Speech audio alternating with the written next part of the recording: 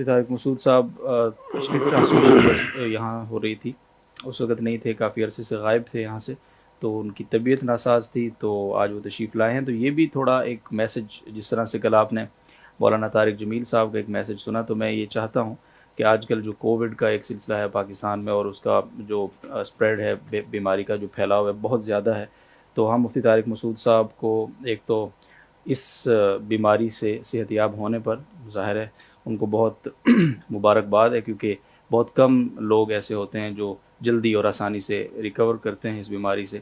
تو انہوں نے کس طرح سے اس بیماری کا مقابلہ کیا، ظاہر ہے دعائیں اور بہت ساری نیک تمنائیں ان کے ساتھ تھیں، لیکن کیسے وہ اس میں مبتلا ہوئے اور پھر اس سے نکلنے میں کیسے کامیاب ہوئے، تھوڑا سا مصعب اس حوالے سے کوئی میسج اگر آپ. جزاکم اللہ. بسم اللہ الرحمن الرحیم. میں اس بارے میں پہلے بھی ایک کلپ ریکارڈ کروا چکا ہوں.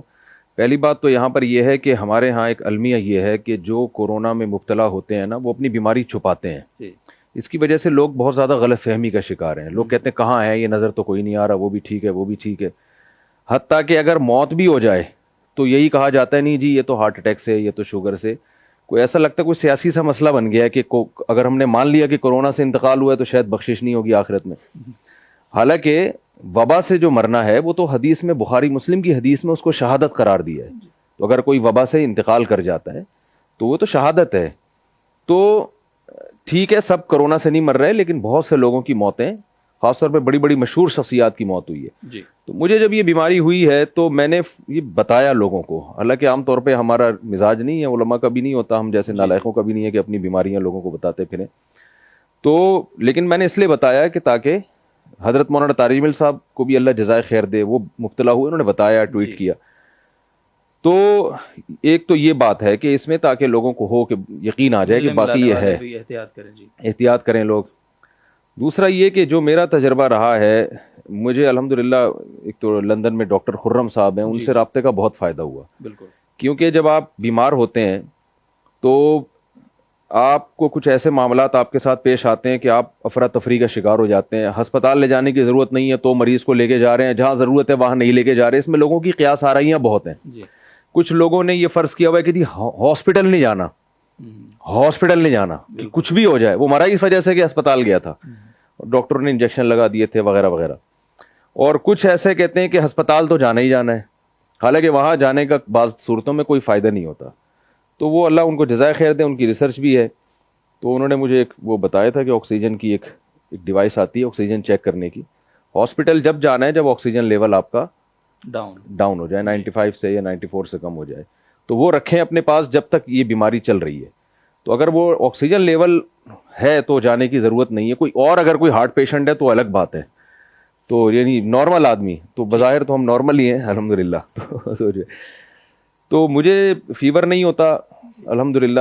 ذرا سا گلا خراب ہو اور بہت زیادہ بھی ہو، لیکن مجھے ذرا سا گلا خراب ہوا، بخار ہو گیا، سردی لگنے لگی، تو مجھے اندازہ ہوا کہ یہ کچھ اب نارمل سے حالات ہیں جو پہلے کبھی ہوئے نہیں. تو محلے میں ایک دو لوگوں سے مشورہ کیا، انہوں نے کہا کوئی ضرورت نہیں ہے کووڈ کا ٹیسٹ کروانے کی، یہ سب آج کل وائرل پھیلا ہوا ہے. تو میں نے کہا جب اس سے زیادہ پھیلا ہوا ہوتا ہے تو ہمیں نہیں ہو رہا ہوتا، اتنا پھیلا ہوا نہیں اور ہمیں زیادہ پھیل گیا ہے، تو یہ سمجھ میں نہیں آیا. تو میں نے احتیاطاً ٹیسٹ اس لیے کروایا تاکہ پھر ان احتیاطوں پر عمل ہو. تو ٹیسٹ بھی آغا خان لیبارٹری سے کروایا تاکہ رزلٹ میں ذرا ایکوریسی ہو. تو پازیٹیو تھا. تو 2 دن میں بیمار رہا ہوں، لیکن اس کے بعد 10 دنوں تک جو کمزوری محسوس ہوئی اور زبان کا ذائقہ، اور 1 ہفتے کے بعد سونگھنے کی حس ختم ہو گئی تھی. حالانکہ جب یعنی زیادہ بیماری پیک پر تھی تو حس برقرار تھی، لیکن 1 ہفتے کے بعد ایسے حس ختم ہوئی ہے کہ گھر میں بڑا بہترین سا کھانا پکا تھا، خوشبو اڑوس پڑوس میں خوشبو جا رہی تھی، تو مجھے نہیں آ رہی تھی.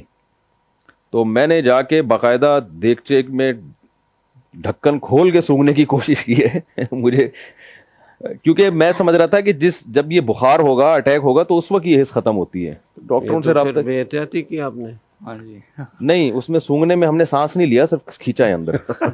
جی صرف کھینچا ہے اندر، سانس اندر پھینکا نہیں ہے. یہ احتیاط ہم کر رہے تھے. تو کسی اور کے جراثیم ہوں گے تو وہ چلے گئے ہوں گے، وہ ایک الگ بات ہے. تو ڈاکٹر نے بتایا کہ یہ جو سونگنے کی حس کا ختم ہونا، یہ کوئی کورونا کی لازمی علامتیں نہیں ہیں، کسی کو کچھ ہوتا ہے کسی کو کچھ ہوتا ہے. خیر میں تو الحمدللہ 2 دن میں بخار میرا ختم ہو گیا تھا، میں ٹھیک ہونا شروع ہو گیا تھا 2 دن کے بعد. لیکن 2 دنوں کے بعد میری اہلیہ کی طبیعت خراب ہوئی ہے، اور ان کی ایج بھی زیادہ نہیں ہے اور صحت بھی ہم سے 2 گنا اچھی ہوگی ماشاءاللہ، اللہ اور صحت دے، لیکن وہ بہت خطرناک اٹیک ہوا، اور وہ اب تک یعنی 20 دن ہو گئے ہیں لیکن ابھی تک طبیعت بحال نہیں ہوئی ہے۔ اور جو ہم سمجھتے تھے کہ ڈاکٹروں نے کہا کہ خواتین پر اس کا اثر بہت کم ہوتا ہے اور وہ جلدی ریکوری ہوتی ہے، بیمار بھی نہیں ہوتی، وہ سارا کم از کم میرے گھر میں الٹ ہوا ہے اس کا۔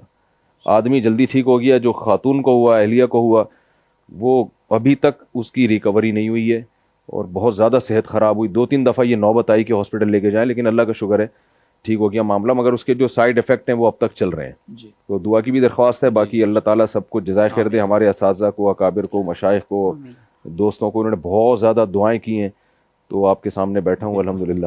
الحمدللہ۔ لیکن یہ کہ یہ تجربہ ہے کہ مجھے اتنے ایک اندازہ ہوا کہ جس کی صحت میں تھوڑا سا بھی فالٹ ہے نا، اس کے لیے بہت ڈینجرس ہے یہ۔